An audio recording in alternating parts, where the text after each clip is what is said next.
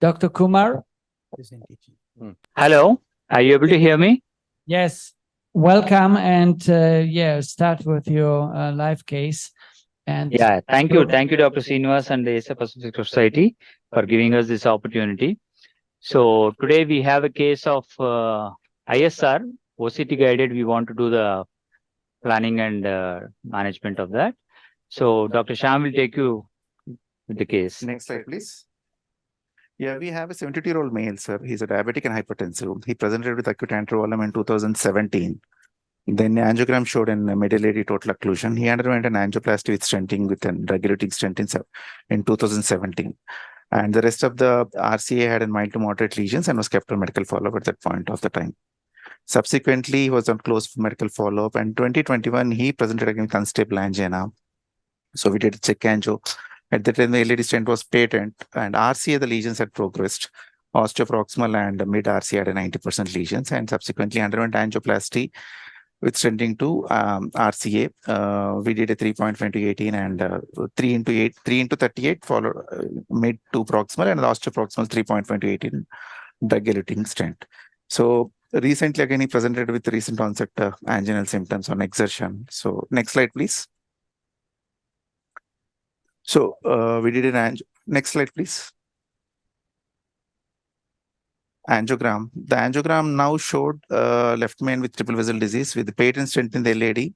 Left main had an osteoproximal 70 to 80% stenosis, and RCA, there was instant restenosis tied to the ISR in the osteoproximal segment of the RCA, and mid there was around 60 to 70% ISR.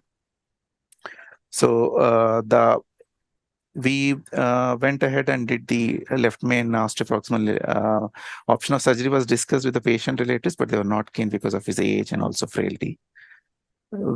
Next slide, please. Next slide, please. We can see Ravi, we can't see your correctly. images of the angiogram. Okay, now we see angio. Angiogram. Show the angiogram, please.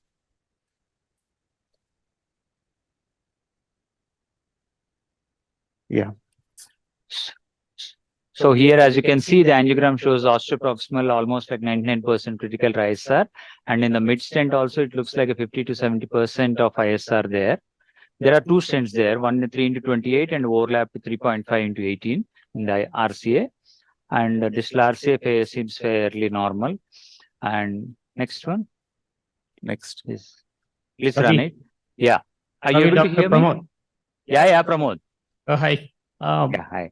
Yeah, So, I just wanted to see the left main, and was the RCA stenting image guided when you did No, it was not image guided. It was done almost like 4 years back. It was not image guided. And basically two stents were deployed, and left LED stent was quite long back. It was a primary angioplasty to the LED. And as you can see in this view, the left main osteoproximal segment seems quite tight there. There was quite a significant damping with a diagnostic catheter also. This is the guiding catheter there, and just touching the ostium, we took the injection, and as you can see the tightness of there. And this was day before yesterday. We went ahead and did the stenting of the left main. Next. Yes, of the left main. Okay, next view. Here you can see the mid LED stent, which is quite patent there. Next. Angio, go to the bits. Slides. So today your topic will be to manage this osteal Yes, osteoproximal segment. Left main stenting we have finished the day before yesterday, and we just want to show the final result of that. It's okay. Later on we can come to the RCA. Yeah, just show this what we have done today.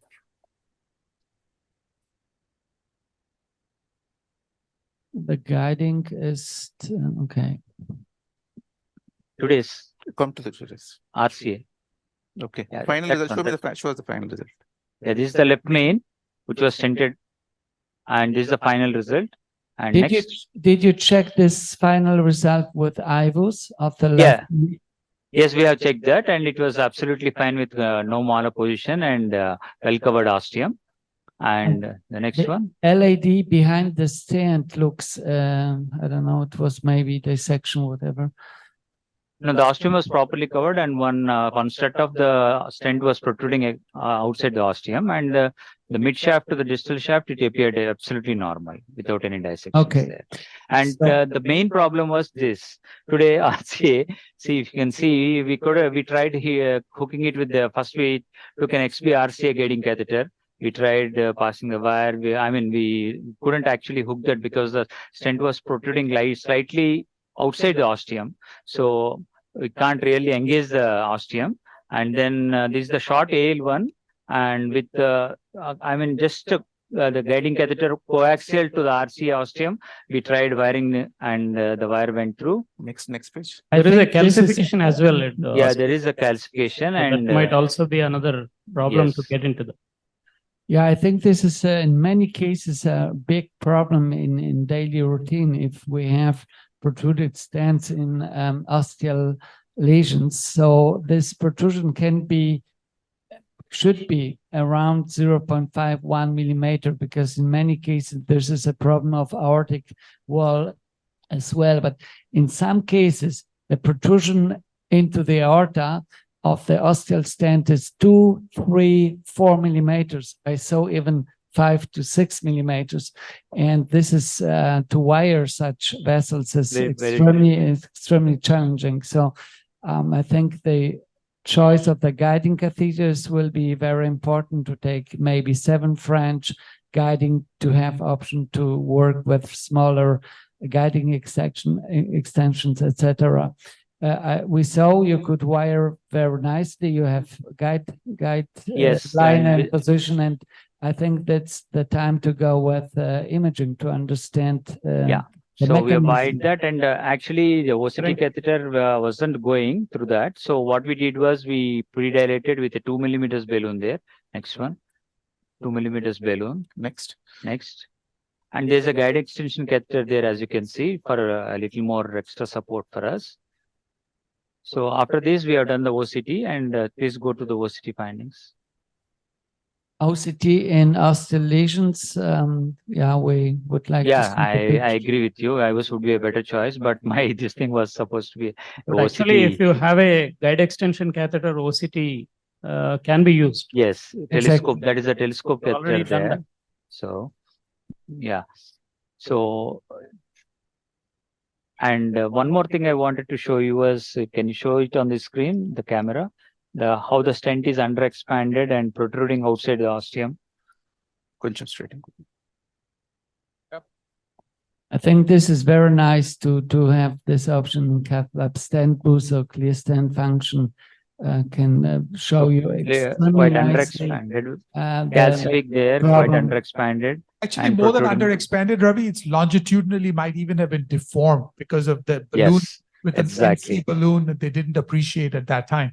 That's why it's critical. I mean, luckily in the States, the default strategy for osteal lesions like this is to use something called an osteal flash balloon, which then allows you to flare it. But you could use a poor man's osteal flash like an NC and make sure that the protruded segment is completely flared. The other challenge is sometimes you did a nice job by wiring it with your guide outside, but a lot of the times, if the guide is partially engaged, you could easily get behind some of the stents that are protruding, and then you're in with a real problem. So this is, I think, the fact that you were able to get a 2.0 balloon and pre-dilate tells me that you're in the true lumen of the stent, even the part that's protruding all the way out. So you should be able to take care of the problem this time. So OCT showed some interesting findings. Please go to the OCT and just explain the OCT findings. We have Dr. Gautami there telling us the OCT findings, and Krishna. So this is good morning all. The main screen should show the OCT over there. Yeah. Is it audible? Yes. Are you? Yeah. Okay. But I want the main screen to show the OCT there. Yeah, please go ahead. Yes. So this is the OCT done from the distal portion of the stent to the proximal portion. So this is the run. So here is the distal stent. If you go little distally, this is the first ISR segment that we can see in the distal portion of the stent. So here the area is 4.5. as you are going proximally in the first portion of the ISR, so here the luminal area is 1.5. This is the luminal area 1.5. And here the stent diameter is also 2.5, but it was a 338 stent deployed there. So there is slight under expansion, and we could see calcium behind the stent struts also. So as we are moving forward, this is the stent with good luminal areas and good expansion. So there is slight under expansion here. Slight ISR here. And as we are moving forward. So we have impression between this portion, the overlap segment started. So you can see two stent struts overlapped here with good luminal areas. And as we are moving forward to the region of interest in the proximal RCA, here the ISR has started. This is more of like neointimal hyperplasia. It looks like a bright homogeneous appearance on the OCT. As we are moving little forward, so this is the tightest portion, and we could see the areas coming down, and there is an underexpanded stent with minimal area of MLA of 0.9. The lowest was less than 1. So this is the MLA. So here we could see the ISR type is a mixed pattern with a dark pool behind the bright intimal hyperplasia. So it is a mixed pattern of ISR here.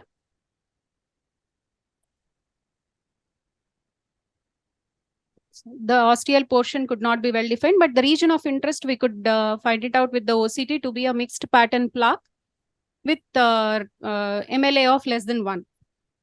Yeah. Krishna, regarding the distorted stented segment, I want you to talk about that findings.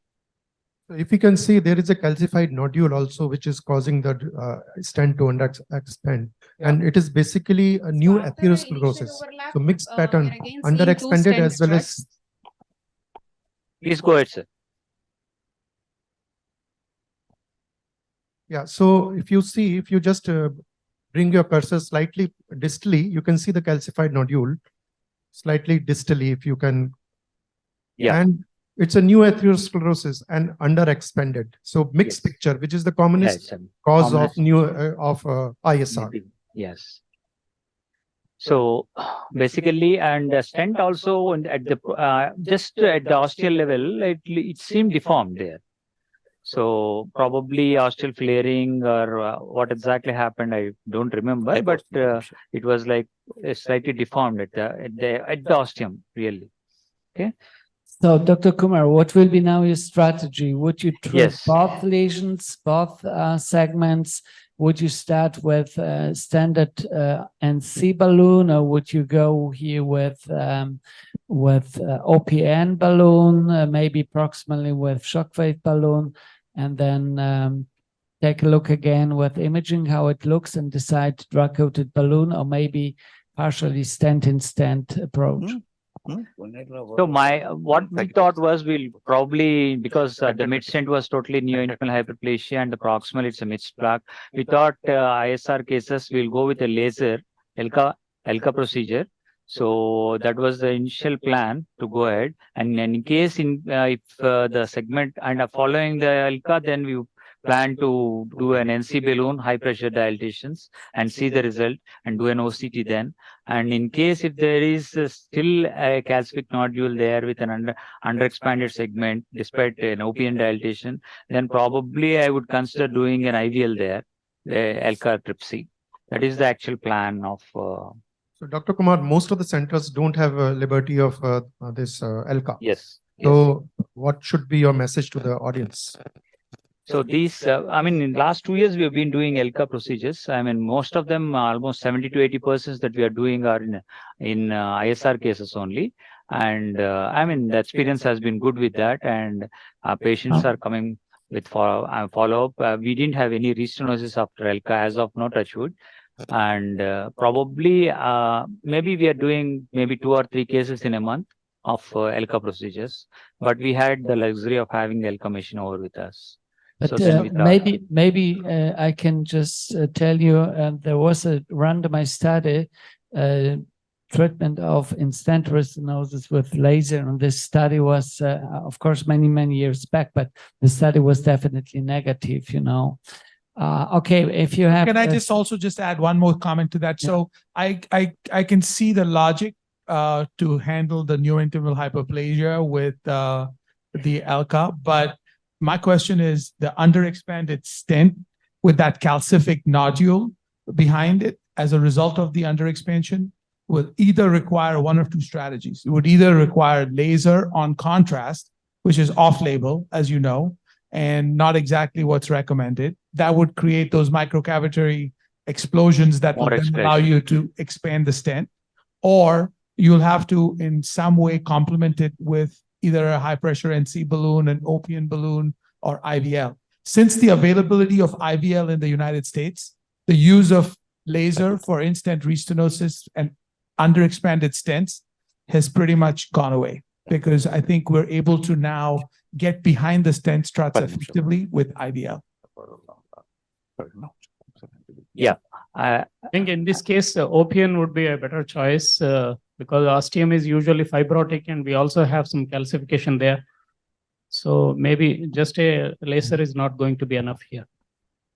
So, but we would suggest to go with NC balloon, prodilate the lesion, maybe hastily to use IVL. I fully agree with my colleague.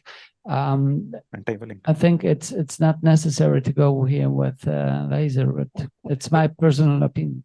But I think you have a plan. You should stick with it. We appreciate your path, and I like the idea that you're going to show us a laser case. So I think please go ahead, get started, show us some fluoro-saved images, especially with technique.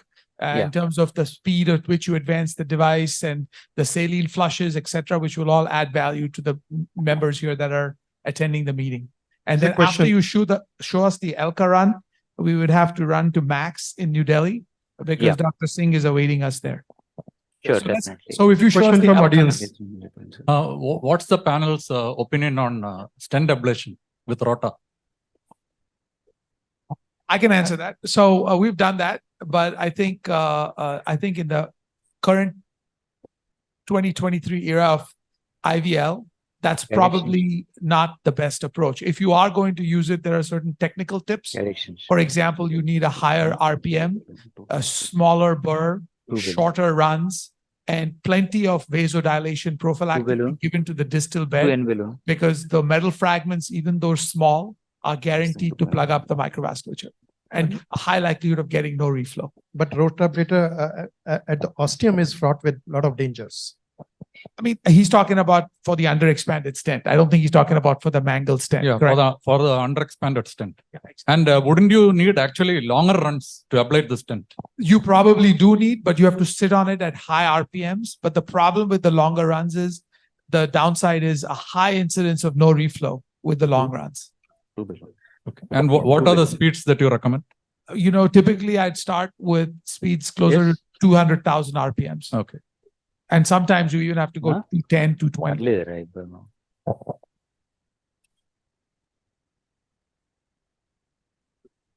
Yes. Okay, so I think we have a decision to first go to Dr. Matthew in Kochi. He has to show us a final angio, and then we'll go to Dr. Singh in New Delhi, and then we'll come back to you, okay, Ravi? Sure, definitely. Dr. Kumar? Yes. We were trying to negotiate the ELCA catheter. Can you show me that? ELCA?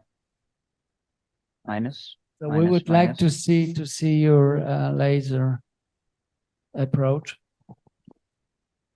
So basically, the ELCA catheter wasn't going across that ostium. We thought probably it could be because of the distorted stent segment there. Normally, ELCA catheter easily goes in through even uncrossable lesions, but here, I don't know, somehow the stent struts probably is causing a little issue there for the ELCA catheter. So then what we did is went with 2.5 balloon. Just show the balloon and next. Minus. Yes. So this is with a 2.5 and then went with a 2.5 Scoreflex there. We could, not so easily, but we could actually take it, as you can see, we can take it through and did the dilatations there. Next. 3 followed by Next. Then again, we tried taking the ELCA catheter to see whether it's going, but it wasn't going in.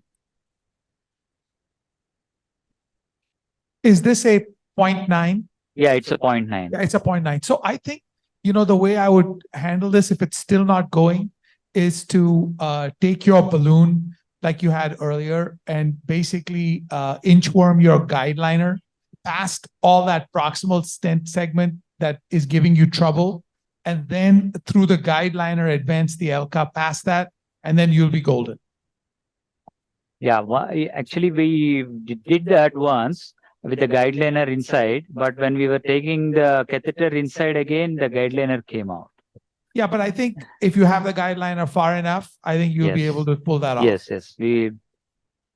If you still plan on doing laser, it's up to you. That's your Yeah. choice. But that would be one way to at least handle the situation. The other way to handle the situation would be to change your distal wire to a wiggle wire, because what's happening is your ELCA catheter, which is a little stiff, is hitting the deformed stent struts and not allowing you to advance. So if you can use a wiggle wire, which has those sinusoidal curves at its tip, it'll allow you to deflect away from the region in the proximal right that you're consistently But hitting this, with the ELCA. this is exactly the point. You cannot cross. You can't cross because you have mechanical problems on the way. And I think the only option will be to, as my colleague suggested, to intubate over balloon a much deeper guide liner. This is one option. Other option, exosupport a wire, additional wire, or even try to go now with OPN balloon or shockwave balloon. Maybe this will be better option. Yeah, tried to take in the OPN balloon. OPN balloon also was not crossing that. So Okay, it's some different wire, access support wire. yes, I'll do that. I'll put another wire. I think maybe you could even use double lumen micro just to be sure you don't recross between different strut segments, because this will be one more problem. yeah, point. Okay. So, Ravi, I just have a question. If you want to work in peace and figure out your next steps, we can do that and come back to you when you're ready, or whatever you suggest. If you feel like you want us to stay with you for a bit, we can. Yeah, It's we'll your do choice. that. What I'll do is I'll take another wire, put in an extra support wire there, and then I'll try to take in the OPN balloon first and dilate the segment fully with the OPN and then see the result. Ravi, you can And try then- entering from a different angle also, because you're going from the bottom upwards. Maybe you can pull your guide a little bit Yeah, I back. tried Then pulling the intubate. guiding, but it wasn't getting coaxial there. And the whole assembly came back once. Ravi, I am Dr. Okay. Srinivas Kumar here. Yeah, sir. You can work in peace. We'll come back whenever you want. Okay. Yeah, definitely. Okay. Okay. Can we switch now to Dr. Kumar back? Dr. Kumar, how do you approach now? So we Yeah, see This is the now OPN balloon. larger balloon in the lesion, right? Deflate 2.5 at 40. This is the OPN dilatation. This is OPN balloon. OPN, yes. Scope. Oh, very good. Yes. Deflate. I think, as you can see, the guiding position is very Yeah, difficult. It's oscillation and with stent Deflate. protrusion. This to handle is also one of the most difficult Go. situation in the cath lab, because Deflate. everything is slipping. Yeah, every step is definitely difficult. Go. Sometimes Go. you make a pressure Go. to the Go. aortic valve, Deflate. and it could lead to ischemia and particularly to pressure dropping. So Go. then you have just to remove the guiding catheter back, and patients 40, will 40, 40, recover 40, immediately. 50. So, It's the pressure on the wire, sir. It's no Deflate. pressure drop. Yes. Wire over there. which Yeah. pressure do you use? Yeah. No, that's the guide extension touching the balloon. That was the reason there was no pressure. Yeah, now you can. Now we can see the pressure. No. We're talking about just the the amplatz, Yeah, okay. the guide that makes it So look like. stand boost there. Stand boost there.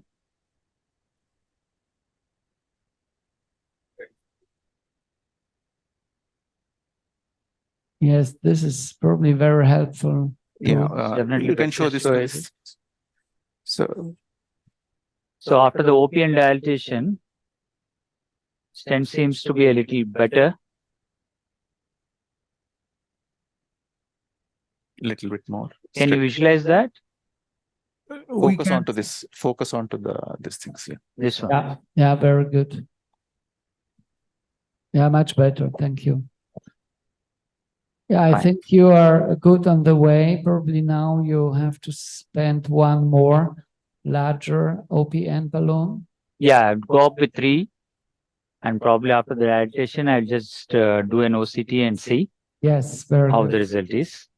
And then decide whether it will require any further. You don't have a body wire yet, no? It's No, in I your- don't have. I just exchanged with a Whisper ES wire. But because there's a guide extension catheter over there for the support, so I didn't take the body wire there. Right, right. Okay. I think using the guide extension is very good in this case, because if Yeah. you just use amplatz, it is going to hit the stent. And any thoughts on other guides alternatively other than AL, you think? Did you treat already the distal lesion, or just you are focused? No, we to haven't the- gone to the distal this time. The proximal lesion. Very good. Yeah. Okay, Ravi, I'll let you keep Now, working. So now We're what going- I've done is I've taken the guide extension into the stent and I'll try to do. Yeah, I think that's a good idea. Upsize the OPN and then image, and then we'll come back to you. Yeah. Dr. Kumar. So Yeah. how is the current situation? So after the OPN dilatation, yes, you just go back and show the Elka catheter advancement. Minus. Yes. So with the guide catheter slightly inside the ostium, then advance the Elka catheter slowly, very slowly. We go at 1 millimeter per second speed, this thing. And most important thing is the saline flush. Saline should be continuously going in so that you don't get Next. perforations or dissections over there. Next. So the proximal segment I have done there, and then advance the catheter towards the mid RCS Next. ISR segment, and then there did the laser. Next. That's lacing slowly progressing across the ISR segment, as you can see. Okay, fine. Which wire do you use it? Short wire or 3 meters long? Your wire is long? It's over the wire. It's just the over the moderate. wire. The standard one. It's a standard one, rapid exchange wire, short wire. So last. Yeah. So went did around 5 times lacing was done for the proximal and the mid, and then next Did a 3. did a 3 into this is the open dilatation with a 3 into 10 millimeters at 40 atmospheres. Next, We can see the balloon is now opening Yes. very nicely. yes, did the OCT following this. Come. OCT, OCT. could you? Unfortunately, the OCT run is because the guy, as you can see, the guide extension is coming out and the contrast is draining out. So we didn't get a good run of the OCT there. Whatever you can show. Yeah, this is not sufficient, I think. Yes. So what will be next step? Can we see the angio, current angio? Current. Yes. OCT. And the question is how to approach this proximal lesion. I think distally you could use drug-coated balloon. So before the This OCT, should run be the enough. angio. Angio before the OCT. No. Back. Yeah, this is the This is the osteoproximal looks suboptimal there. I think this is something for me. I would approach this proximal in-stent restenosis with stent-in-stent implantation, and for me will be Megatron or Onyx the first choice. I don't know if you agree. I don't know. If I were you, actually, at this stage, I would have switched to IVUS because this patient is coming with a ISR, and this time it's our responsibility to give him the best result. So since OCT is not able to image properly, we should switch to IVUS and then expand it fully. Yeah, I'm just hoping that the guide extension, because of the, will help You in the saw- OCT. You So- saw, however, a good balloon expansion. I think there was. Yeah, good. The balloon I has did- expanded fully. Yeah, the balloon was open nicely, so there was some recoil, whatever. And probably the only option is to use here 3.5 stand like Megatron or Onyx, then use 3.75 and C balloon or maybe OPN balloon, and then check final result with OCT. This In India, we don't have Megatron yet. you don't have Megatron. Yeah. What about drug-coated balloon right now? I mean, I think this might be a perfect opportunity to just use drug-coated balloon. You optimized angioplasty and then But- only put a short stent at the Yeah, ostium. the problem is that there is recoil. You know, that's I think probably the ostial solution will be stent-in-stent, distally drug-coated balloon. That's for sure. Do you think a Wolverine balloon will help at this point? Because it seems very suboptimal there in the angiogram. Like a cutting balloon, you mean? Cutting balloon, Wolverine. Well, I don't believe it will be helpful. Okay. So I personally would go for ostial lesion for ostial segment with Angiogram. stent-in-stent. what's your hesitancy to put a short stent optimally sized proximally? Ashish, actually, you can try with a Wolverine 3.5 millimeter balloon and just give it a 18 or 20 atmosphere. You'll definitely get a good result because cutting balloon, our OPN balloon can cause, if there is a severe fibrotic and calcified lesion, that will not touch that. The vessel can get inflated. He can try with 3.56 millimeter balloon, Wolverine, and then take a OPN balloon and just produce the better result and then try for either drug balloon or a stent. Ravi, did you hear that? That was Yeah. Pratap Yes. Kumar. You Yes. already opened an angiosculpt, didn't you? In the beginning, he used No, it was a scoreflex balloon. It was not an angiosculpt. It's a scoring balloon. So why don't you do that? Why don't you go ahead with the Wolverine Yeah, and then image? We'll come back to you. We'll finish a quick talk in the meanwhile. How's that? sure. Okay. We'll do that. Connect Hyderabad. Minus. Kumar, Yeah, Ravi, we are with you. You can show the. Yeah, final- hi, Srinivas. Yeah, So you can show the- finally, this is where we left you, the OCT. I mean, didn't show much of information because of the streaming of and the vessel getting filled with blood there and contrast not filling up the vessel. So next, this is when we thought of using a Wolverine balloon. So then we tried taking the Wolverine balloon 3.5, but the Wolverine did not go. So what we did was we used a Lacrose Aperta balloon. That's a scoring balloon. It's a 120 degrees nylon elements are there 3. And the advantage with this is we can go even up to higher pressures. I would like to show this balloon. So that is the balloon that we have used, and we went up to 22 atmospheres here. Next. And even in the mid segment, we dilated it. Next. So as here it shows there are dissections in the proximal segment. So what we thought was it's better to that rather than going for a drug-coated balloon, we'll put a stent over there and then deployed a 3.515 Onyx stent there, completely overlapping the previous stent, and is deployed at 14 atmospheres. Next. One minus.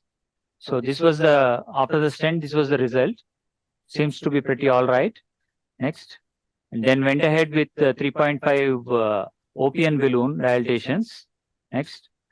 That was the OPN dilatations at 30 atmospheres. Next. yeah, very good. It looks much better. Next. Next. Yeah, this is the OCT run that we have done, and actually It's come out well. Did So- you use drug-coated balloon for the distal lesion? No, we didn't use the drug-coated balloon. We just left it. I mean, after the OP and dilatation, we just left it. Next. Next. So this is the OPNNC final dilatation. Next. This is the final result. Yeah, Okay, from great. my point of view, congratulations. It was really very tough case. And you showed us how optimal lesion could be achieved. It was difficult, but however, you was able to manage this with a few tricks and tips. Congratulations. I think the final result is Great, extremely Ravi. nice. Congratulations. I Thank think, you for your Thank you, approach. Srinivas. Thank you. Okay. See you soon. you can Thank you cut. so I much think, for giving this opportunity. Thank you. yeah.